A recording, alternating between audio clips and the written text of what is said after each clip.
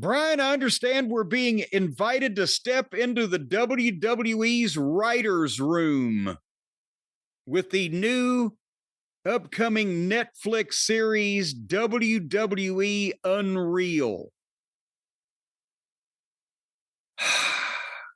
It's come to this. We've already heard from a ton of listeners saying, what does Jim think of this? Will Jim watch this? What does he think about the writer's room being something exposed to the public?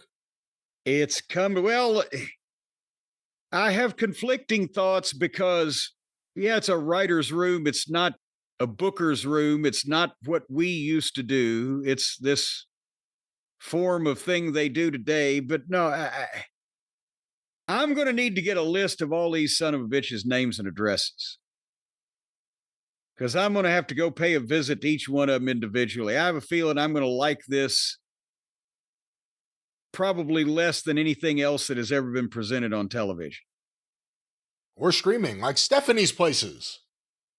Well, there's a few of Stephanie's Places that, even though I haven't visited there before, I'm willing to take a trip to, but I don't want to see these fucking writers or their room.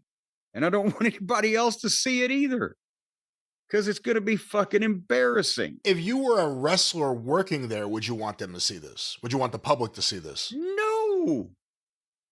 Because then inevitably, even if they don't come out and say on the show, yeah, I'm writing CM Punk or Roman Reigns or Cody Rhodes' fucking promo for them. Or the other guy said, well, I'm coming up with their finish.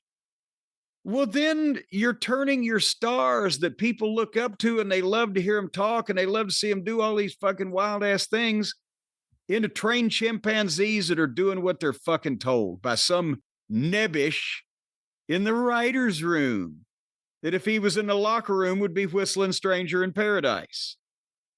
And that's the quickest way to, can you imagine if that Brian Gerwitz was still around, that little pepperoni pizza faced fucking prick, and he was on the show saying, well, yeah, I'm going to tell Jacob Fatu to do this, that, and the other thing. Would that get Jacob Fatu over that some little goddamn nerd is telling him what to do or giving him his material? No. See, that's why I specifically brought up the active wrestlers. You don't want anyone seeing that. You just want them to think that you're sitting there talking to Triple H, not that here's 10 other people who don't know anything writing what they think I should say. You know, I think the other thing, going into the earlier conversation about WWE and what they're becoming, I think they have lists of shows that they're looking for someone to develop or pay for the right to air, so that they could just churn out content from every area of the company.